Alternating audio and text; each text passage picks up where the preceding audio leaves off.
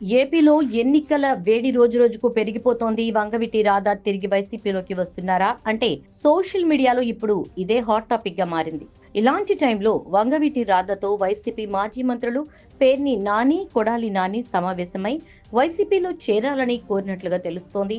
YCP అభ్యర్థిగా బందర్ నుంచి పోటీ చేయాలంటూ రాధకు సూచించినట్లు సమాచారం.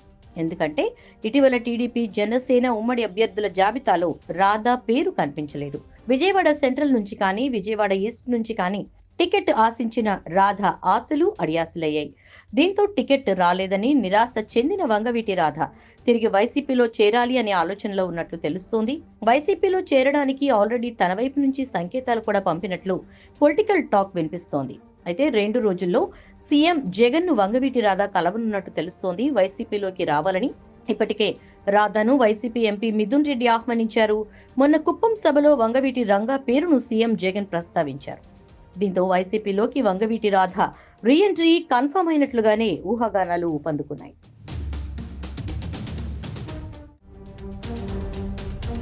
ఏపీలో ఎన్నికల వేడి రోజురోజుకు పెరిగిపోతోంది. వంగవీటి రాధా తిరిగి వైసీపీలోకి వస్తున్నారా అంటే సోషల్ మీడియాలో ఇప్పుడు ఇదే హాట్ టాపిక్ గా మారింది. ఇలాంటి టైంలో వంగవీటి రాధాతో వైసీపీ మాజీ మంత్రులు పేర్ని నాని, కొడాలి నాని సమావేశమై వైసీపీలో చేరాలని కోరినట్లుగా తెలుస్తోంది. వైసీపీ అభ్యర్థిగా బందర్ నుంచి పోటీ చేయాలంటూ రాధకు సూచించినట్లు సమాచారం. ఎందుకంటే ఇటీవల టీడీపీ జనసేన ఉమ్మడి అభ్యర్థుల జాబితాలో రాధా పేరు కనిపించలేదు. విజయవాడ సెంట్రల్ నుంచి కానీ, విజయవాడ ఈస్ట్ నుంచి కానీ టికెట్ ఆశించిన రాధ ఆశలు అడియాసలయ్యాయి. దీంతో టికెట్ రాలేదని నిరాశ చెందిన వంగవీటి రాధ తిరిగి వైసీపీలో చేరాలి అనే ఆలోచనలో ఉన్నట్లు తెలుస్తోంది. వైసీపీలో చేరడానికి ఆల్రెడీ తన వైపు నుంచి సంకేతాలు కూడా పంపినట్లు పొలిటికల్ టాక్ వినిపిస్తోంది.